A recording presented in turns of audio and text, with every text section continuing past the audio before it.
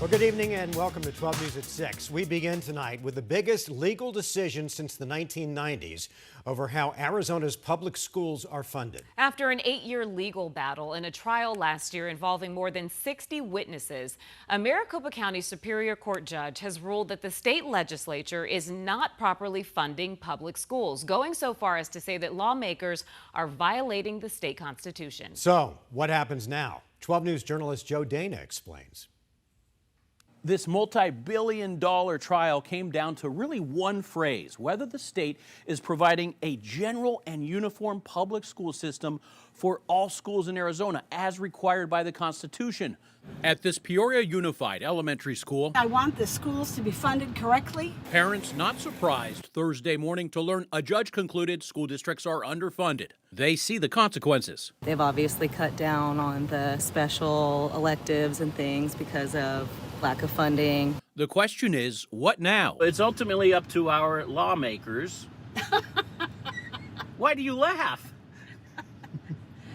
Because I don't think they do their jobs. I think the most important thing about this, the judge looked at all the evidence and said this is broken and it's unconstitutional.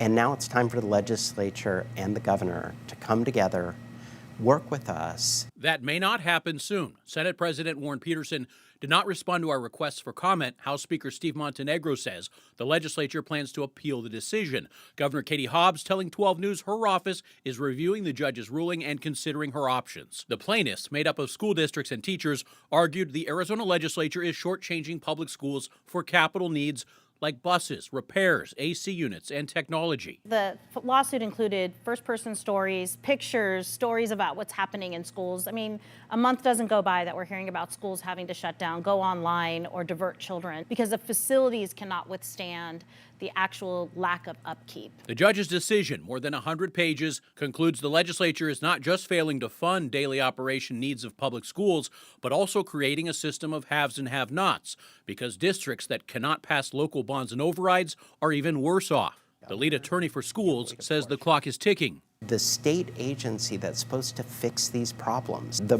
backlog from last year exceeds their entire budget for this year.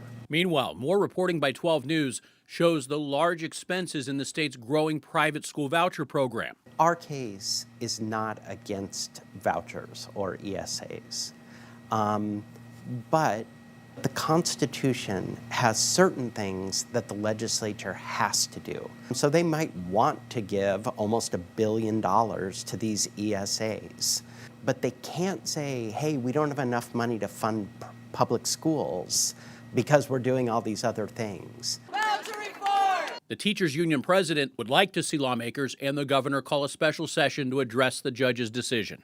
So the urgency can be put on these legislators to do that, and the governor, and we're hoping that people see that this is something that not only should happen, but can happen and will.